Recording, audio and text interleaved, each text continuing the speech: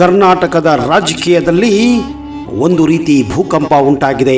ಹೌದು, ಕಾಂಗ್ರೆಸ್ ಪಕ್ಷದ ಪ್ರಭಾವಿ ನಾಯಕ, ಉಪಮುಖ್ಯಮಂತ್ರಿ ಹಾಗೂ ಬೆಂಗಳೂರು ನಗರಾಭಿವೃದ್ಧಿ ಸಚಿವ ಡಿ.ಕೆ. ಶಿವಕುಮಾರ್ ಅವರು ಮುಖ್ಯಮಂತ್ರಿ ಆಗುವ ಬಗ್ಗೆ ಕಳೆದ 2.5 ವರ್ಷಗಳಿಂದ ಚರ್ಚೆ ನಡೆಯುತ್ತಾನೆ ಇದೆ. ಇದೀಗ ಸಂಕ್ರಾಂತಿಯಲ್ಲ, ವಿಧಾನಸಭೆ ಅಧಿವೇಶನ ಮುಗಿದ ತಕ್ಷಣವೇ ಡಿ.ಕೆ. ಶಿವಕುಮಾರ್ ಅವರು ಮುಖ್ಯಮಂತ್ರಿ ಆಗಲಿದ್ದಾರೆ ಎಂದು ಪ್ರಮುಖ ಶಾಸಕರೊಬ್ಬರು ಹೇಳಿದ್ದಾರೆ.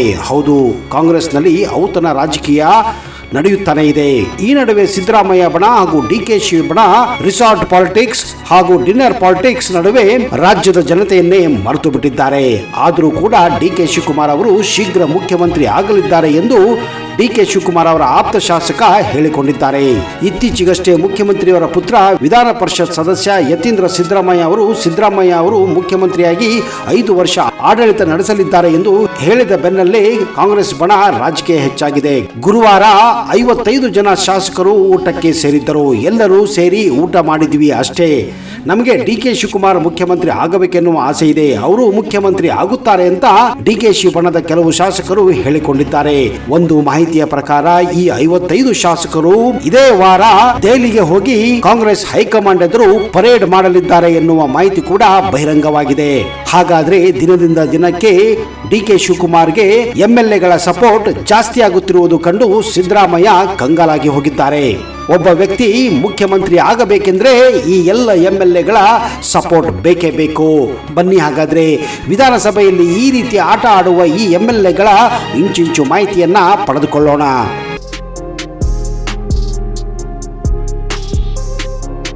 ಭಾರತ ಒಂದು ಸಂವಿಧಾನಿಕ ಗಣರಾಜ್ಯ.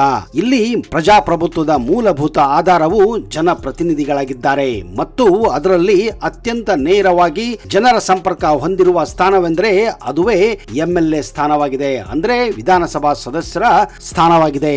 ಗ್ರಾಮದಿಂದ ಆರಂಭಿಸಿ ರಾಜ್ಯ ಮಟ್ಟದ ಆಡಳಿತವೆರಡು ಕೂಡಿಗೆ ಸೇರುವ ಮುಖ್ಯ ಕೊಂಡಿಯೇ ಈ ಎಂಎಲ್ಎ ಆಗಿದ್ದಾರೆ. ಪ್ರತಿ 5 ವರ್ಷಕ್ಕೊಮ್ಮೆ ಜನರು ತಮ್ಮ ಕ್ಷೇತ್ರದಿಂದ ಒಬ್ಬ ಜನಪ್ರತಿನಿಧಿಯನ್ನ ಆಯ್ಕೆ ಮಾಡುತ್ತಾರೆ ಮತ್ತು ಅವರು ರಾಜ್ಯ ಶಾಸನ ಮಂಡಳಿಯಲ್ಲಿ ತಮ್ಮ ಪ್ರದೇಶದ ಧ್ವನಿಯಾಗಿ ಕಾರ್ಯವನ್ನ ನಿರ್ವಹಿಸುತ್ತಾರೆ. ಅಷ್ಟಕ್ಕೂ ಎಂಎಲ್ಎ ಅಂದರೆ ಏನು ಅನ್ನೋದನ್ನ ಪ್ರತಿಯೊಬ್ಬರು ತಿಳಿದುಕೊಳ್ಳಲೇಬೇಕಾದಂತಹ ಒಂದು ವಿಷಯವಾಗಿದೆ. ಎಂಎಲ್ಎ ಅಂದ್ರೆ ಮೆಂಬರ್ ಆಫ್ ಲೆಜಿಸ್ಲೇಟಿವ್ ಅಸೆಂಬ್ಲಿ ಅಂತ, ಅಂದ್ರೆ ವಿಧಾನಸಭಾ ಸದಸ್ಯರು ಅಂತ. ಇವರು ರಾಜ್ಯ ಮಟ್ಟದ ಶಾಸಕರಾಗಿದ್ದು ಪ್ರತಿ ರಾಜ್ಯದಲ್ಲಿರುವ ವಿಧಾನಸಭೆಯಲ್ಲಿ ಜನರಿಂದ ನೇರವಾಗಿ ಆಯ್ಕೆಗೊಳ್ಳುತ್ತಾರೆ. ಭಾರತದಲ್ಲಿ ಎಲ್ಲಾ ರಾಜ್ಯಗಳಿಗೆ ತಮ್ಮದೇ ಆದಂತಹ ಸ್ವಂತ ವಿಧಾನಸಭೆಗಳಿವೆ. ಕೇಂದ್ರಾಡಳಿತ ಪ್ರದೇಶಗಳಲ್ಲಿ ಕೆಲವು ಕಡೆ ಮಾತ್ರ ವಿಧಾನಸಭೆ ಇದೆ. ಉದಾಹರಣೆಗೆ ದೆಹಲಿ ಮತ್ತು ಪುದುಚೇರಿಯಾಗಿದೆ. ಭಾರತದಲ್ಲಿ ಎಂಎಲ್ಎ ಆಗಲು ಕೆಲವೊಂದು ಅರ್ಹತೆಗಳು ಬೇಕಾಗುತ್ತವೆ. ಮೊದಲನೇದಾಗಿ ಒಬ್ಬ ಎಂಎಲ್ಎ ಆಗಲು ಆ ವ್ಯಕ್ತಿ ಭಾರತದ ನಾಗರಿಕನಾಗಿರಬೇಕು. ಕನಿಷ್ಠ 25 ವರ್ಷ ವಯಸ್ಸು ಹೊಂದಿರಬೇಕು. ಅಭ್ಯರ್ಥಿ ಸ್ಪರ್ಧಿಸುವ ರಾಜ್ಯದ ಮತದಾರ ಪಟ್ಟಿಯಲ್ಲಿ ಅವರ ಹೆಸರಿರಬೇಕು.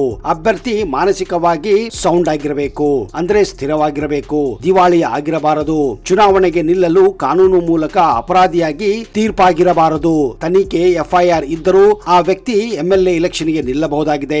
ಆದರೆ ಗಂಭೀರ ಅಪರಾಧಕ್ಕೆ ಶಿಕ್ಷೆ ಆದರೆ ಅನರ್ಹತೆಗೆ ಒಳಗಾಗುವ ಸಾಧ್ಯತೆಗಳು ಜಾಸ್ತಿ ಇರುತ್ತದೆ. ಸಂಸದ್ ಮತ್ತು ರಾಜ್ಯ ವಿಧಾನಸಭೆಗಳಿಗೆ ಸಂಬಂಧಿಸಿದ presentation of the people act 1951 ಪ್ರಕಾರ ಅರ್ಹತೆ ನಿಯಮಗಳನ್ನ ಪಾಲಿಸಬೇಕಾಗುತ್ತದೆ. ನಾಮಪತ್ರ ಸಲ್ಲಿಸುವ ಅವಶ್ಯಕತೆ ದಾಖಲೆಗಳು ಮತ್ತು ನಾಮಪತ್ರ ಶುಲ್ಕವನ್ನ ಮೊದಲು ಪಾವತಿಸಬೇಕಾಗುತ್ತದೆ. ಅಭ್ಯರ್ಥಿ ಸರ್ಕಾರಿ ಹುದ್ದೆಯಲ್ಲಿ ಅಂದ್ರೆ ಆಫೀಸ್ ಆಫ್ ಪ್ರಾಫಿಟ್ ಕೆಲಸ ಮಾಡುತ್ತಿದ್ದರೆ ರಾಜೀನಾಮೆ ನೀಡಿ ಚುನಾವಣೆಯಲ್ಲಿ ನಿಲ್ಲಬಹುದಾಗಿದೆ. ಇಲ್ಲವಾದರೆ ಅಂತಹವರನ್ನ ಅನರ್ಹ ಮಾಡಲಾಗುತ್ತದೆ. ಅಭ್ಯರ್ಥಿ ರಾಜಕೀಯ ಪಕ್ಷದ ಸದಸ್ಯರಾಗಿರಬಹುದು ಅಥವಾ ಸ್ವತಂತ್ರ ಅಭ್ಯರ್ಥಿಯಾಗಿ ಕೂಡ ಚುನಾವಣೆಯಲ್ಲಿ ನಿಲ್ಲಬಹುದಾಗಿದೆ. ಅಭ್ಯರ್ಥಿಯು ವಂಚನೆ, ಭ್ರಷ್ಟಾಚಾರ, ಚುನಾವಣಾ ಉಲ್ಲಂಘನೆ ಮುಂತಾದ ಪ್ರಕರಣಗಳಲ್ಲಿ ತಪ್ಪಿತಸ್ಥರಾದರೆ ಅಂತಹವರನ್ನ ಚುನಾವಣಾ ಆಯೋಗ ಅನರ್ಹ ಕೂಡ ಮಾಡಬಹುದಾಗಿದೆ. ಚುನಾವಣೆಯಲ್ಲಿ ಗೆದ್ದ ನಂತರ ಎಂಎಲ್ಎಗಳ ಸಂಬಳ ಮತ್ತು ಸೌಲಭ್ಯಗಳು ಹೇಗಿರುತ್ತದೆ ಅನ್ನೋದು ಕೂಡ ಪ್ರತಿಯೊಬ್ಬರು ತಿಳಿದುಕೊಳ್ಳಬೇಕು. ಯಾಕಂದ್ರೆ ಇಂತಹವರನ್ನ ನೀವು ವೋಟ್ ಹಾಕಿ ಚುನಾವಣೆಯಲ್ಲಿ ಗೆಲ್ಲಿಸಿದ್ದೀರಾ.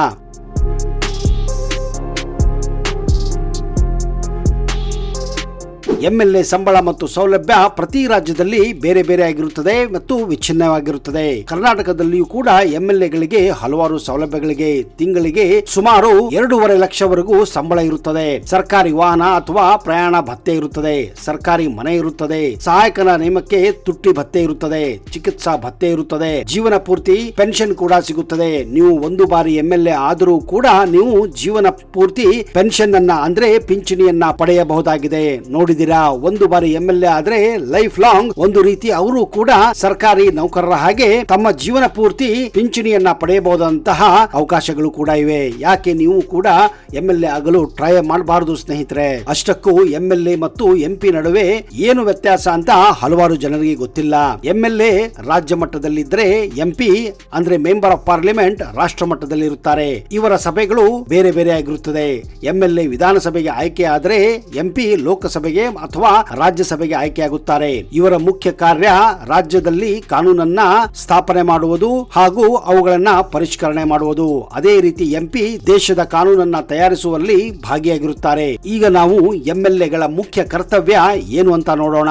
MLAಗಳು ಹೊಸ ಕಾನೂನನ್ನ ರಚಿಸುವುದರಲ್ಲಿ ಭಾಗಿಯಾಗಿರುತ್ತಾರೆ. ಹಳೆಯ ಕಾನೂನುಗಳನ್ನ ತಿದ್ದುಪಡಿ ಮಾಡುವುದರಲ್ಲಿ ಕೂಡ ಭಾಗಿಯಾಗುತ್ತಾರೆ. ಬಜೆಟ್ ಚರ್ಚೆಗಳಲ್ಲಿ ಭಾಗವಹಿಸುತ್ತಾರೆ. ಸರ್ಕಾರದ ಕಾರ್ಯವೈಖರಿಯನ್ನ ಪ್ರಶ್ನಿಸುತ್ತಾರೆ ಅಥವಾ ಬೆಂಬಲಿಸಬಹುದು. ತಮ್ಮ ಕ್ಷೇತ್ರದ ಅಭಿವೃದ್ಧಿ ಕಾರ್ಯಗಳಿಗೆ ಸರ್ಕಾರದಿಂದ ತಂದಂತಹ ನಿಧಿಯನ್ನ ತಂದುಕೊಂಡು ತಮ್ಮ ಕ್ಷೇತ್ರದಲ್ಲಿ ಅದನ್ನ ಬಳಸಬಹುದಾಗಿದೆ.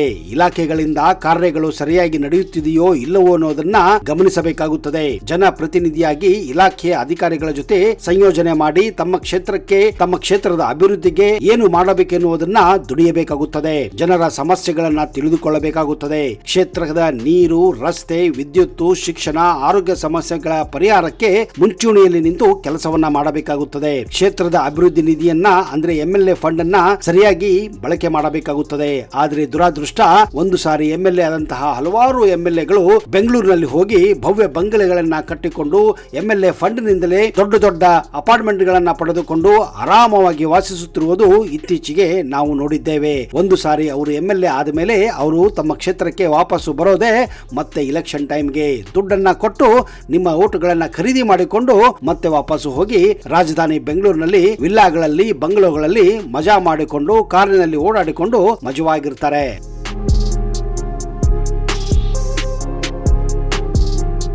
ಅದಕ್ಕೆ ಹೇಳೋದು ಸ್ನೇಹಿತರೆ, ನೀವು ಓಟು ಹಾಕುವಾಗ ಯಾವ ಒಬ್ಬ ವ್ಯಕ್ತಿಯನ್ನ, ಜವಾಬ್ದಾರಿತವಾದ ವ್ಯಕ್ತಿಯನ್ನ ಆರಿಸಬೇಕೆಂದು. ಅಷ್ಟಕ್ಕೂ ನಾವು MLAಗಳ ಅಧಿಕಾರವನ್ನು ಕೂಡ ತಿಳಿದುಕೊಳ್ಳೋದು ಅಷ್ಟೇ ಅವಶ್ಯಕವಾಗಿದೆ. ರಾಜ್ಯ ಬಜೆಟ್ ಅನ್ನ ಮಂಡಿಸಿದಾಗ ಅದನ್ನ ಅಂಗೀಕರಿಸುವುದು ಅಥವಾ ತಿರಸ್ಕರಿಸುವ ಅಧಿಕಾರ ಒಬ್ಬ MLAಗೆ ಇರುತ್ತದೆ. ರಾಜ್ಯ ಮಂತ್ರಿ ವರ್ಗದ ಮೇಲೆ ನಿಗಾ ವಹಿಸುವ ಹಕ್ಕು ಇರುತ್ತದೆ. ನಂಬಿಕೆ ಮತ ಮತ್ತು ಅವಿಶ್ವಾಸ ನಿರ್ಣಯದಲ್ಲಿ ಮತ ಚಲಾಯಿಸುವ ಅಧಿಕಾರ ಇರುತ್ತದೆ. ಸಮಿತಿಗಳಲ್ಲಿ ಕಾರ್ಯನಿರ್ವಹಿಸುವ ಅಧಿಕಾರ ಕೂಡ ಇರುತ್ತದೆ. ಜನರ ಸಮಸ್ಯೆಗಳನ್ನ ಮಂತ್ರಿಗಳ ಗಮನಕ್ಕೆ ತರುವುದು ಇವರಿಗೆ ಅಧಿಕಾರ ಇರುತ್ತದೆ. ಅಷ್ಟೇ ಅಲ್ಲದೆ MLAಗಳ ಪಾತ್ರ ರಾಜ್ಯ ಸರ್ಕಾರ ರಚನೆಯಲ್ಲೂ ಕೂಡ ಇರುತ್ತದೆ. ಒಟ್ಟು ಕರ್ನಾಟಕದಲ್ಲಿ 224 ಸ್ಥಾನಗಳಿರುವ ನಮ್ಮ ರಾಜ್ಯದಲ್ಲಿ 113 MLAಗಳನ್ನ ಹೊಂದಿದ ಪಕ್ಷ ಅಥವಾ ಮೈತ್ರಿ ಸರ್ಕಾರ ರಚನೆ ಆಗಬಹುದು. MLA ಮುಖ್ಯಮಂತ್ರಿಯನ್ನು ಕೂಡ ಆಯ್ಕೆ ಮಾಡಬಹುದು. MLAಗಳು ಮಂತ್ರಿಗಳು ಮತ್ತು ಸ್ಪೀಕರ್ ಕೂಡ MLAಗಳೇ ಆಯ್ಕೆ ಮಾಡುತ್ತಾರೆ. ಹೀಗೆ MLAಗಳ ಜವಾಬ್ದಾರಿ ತುಂಬಾನೇ ಮುಖ್ಯವಾಗಿರುತ್ತದೆ. MLAಗಳೇ ಸೇರಿಕೊಂಡು ಮುಖ್ಯಮಂತ್ರಿಯ ಆಯ್ಕೆಯನ್ನು ಕೂಡ ಮಾಡುತ್ತಾರೆ. MLAಗಳು ಏನು ಗುಂಪುಗಾರಿಕೆ ಮಾಡಿದರೆ ಮುಖ್ಯಮಂತ್ರಿ ಹುದ್ದೆ ಹೋಗು ಕೂಡ ಸಾಧ್ಯತೆ ಇರುತ್ತದೆ. ಹೀಗಾಗಿ ಒಬ್ಬ ಮುಖ್ಯಮಂತ್ರಿ ಅಥವಾ ಮಂತ್ರಿಗಳು MLAಗಳಿಗೆ ಅಷ್ಟೇ ಬೆಲೆಯನ್ನ ಕೊಡಬೇಕಾಗುತ್ತದೆ. ಯಾಕಂದ್ರೆ ಅವರು ಕೂಡ MLAಗಳ ಮೂಲಕವೇ ಆಯ್ಕೆಯಾಗಿ ಬಂದಂತಹ ಮುಖ್ಯಮಂತ್ರಿಗಳಾಗಿರುತ್ತಾರೆ ಅಥವಾ ಮಂತ್ರಿಗಳಾಗಿರುತ್ತಾರೆ. MLAಗಳ ಬಗ್ಗೆ ಕೆಲವು ಪ್ರಮುಖ ವಾಸ್ತವಾಂಶಗಳನ್ನ ನಾವು ತಿಳಿದುಕೊಳ್ಳೋಣ. ಅತ್ಯಧಿಕ MLA ಸ್ಥಾನಗಳಿರುವ ರಾಜ್ಯ ಅದು ಉತ್ತರ ಪ್ರದೇಶವಾಗಿದೆ. ಸದ್ಯದ ಮಟ್ಟಿಗೆ ಅದು 403 MLA ಸ್ಥಾನಗಳನ್ನ ಹೊಂದಿದೆ. ಅತಿ ಕಡಿಮೆ ಸ್ಥಾನಗಳ ಹೊಂದಿರುವಂತಹ ರಾಜ್ಯ ಅದು ಸಿಕ್ಕಿಂ ಆಗಿದೆ. ಅಲ್ಲಿ ಕೇವಲ 32 MLAಗಳ ಸ್ಥಾನಗಳಿವೆ. ಭಾರತದಲ್ಲಿ ಮೊದಲ ವಿಧಾನಸಭೆ ಸ್ಥಾಪನೆಯಾಗಿದ್ದು ಬ್ರಿಟಿಷರ ಕಾಲದಲ್ಲಿ. ಅದು 1937. ಭಾರತದಲ್ಲಿ ಮಹಿಳಾ ಜನಸಂಖ್ಯೆ ಹಾಗೂ ಪುರುಷರ ಜನಸಂಖ್ಯೆ ಸಮಾನವಾಗಿದ್ದರೂ ಕೂಡ ಮಹಿಳಾ MLAಗಳ ಸಂಖ್ಯೆ ಭಾರತದಲ್ಲಿ ತುಂಬಾನೇ ಕಡಿಮೆ ಇದೆ. ಸದ್ಯದ ಪರಿಸ್ಥಿತಿಯ ಪ್ರಕಾರ ಇಡೀ ದೇಶದಲ್ಲಿ ಕೇವಲ 9ರಿಂದ 10% ಮಾತ್ರ ಮಹಿಳಾ MLAಗಳು ವಿಧಾನಸಭೆಯನ್ನ ಪ್ರವೇಶಿಸಿದ್ದಾರೆ. ಬಹಳಷ್ಟು ರಾಜ್ಯಗಳಲ್ಲಿ 7ರಿಂದ 10 ಬಾರಿ ಗೆದ್ದ MLAಗಳು ದಾಖಲೆಗಳನ್ನೇ ಮಾಡಿದ್ದಾರೆ. MLA ಚುನಾವಣೆಗಳಲ್ಲಿ ಹಿಂದೆ ನೂರಾರು ರೂಪಾಯಿ, ಸಾವಿರಾರು ರೂಪಾಯಿ, ಲಕ್ಷ ರೂಪಾಯಿ ಖರ್ಚುಗಳಾಗುತ್ತಿದ್ದವು. ಆದರೆ ಈಗ ಈ ಖರ್ಚುಗಳು ಮಿತಿ ಮೀರಿ ಹೋಗಿವೆ.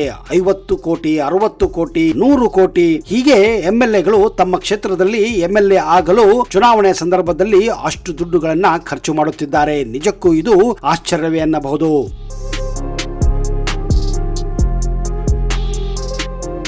ಭಾರತದ ಚುನಾವಣಾ ಆಯೋಗ ಮಾಹಿತಿಯ ಪ್ರಕಾರ ಪ್ರಚಾರ, ಸಾರಿಗೆ ಮತ್ತು ಕಾರ್ಯಗಳಿಗೆ ಒಂದು ನಿರ್ದಿಷ್ಟ ಪ್ರಚಾರ ಅಮೌಂಟ್ ಅನ್ನ ಬಳಸಬೇಕೆಂದು ಹೇಳುತ್ತಾರೆ. ಆದ್ರೆ ಇವೆಲ್ಲವೂ ಅನ್ಯ ಮಾರ್ಗದಿಂದ ಈ ಎಂಎಲ್ಎಗಳು ಪ್ರಚಾರವನ್ನ ಮಾಡಿ ದುಡ್ಡನ್ನ ರಾತ್ರೋರಾತ್ರಿ ಹಂಚಿ ಎಂಎಲ್ಎ ಚುನಾವಣೆಗಳನ್ನ ಗೆಲ್ಲುತ್ತಿದ್ದಾರೆ.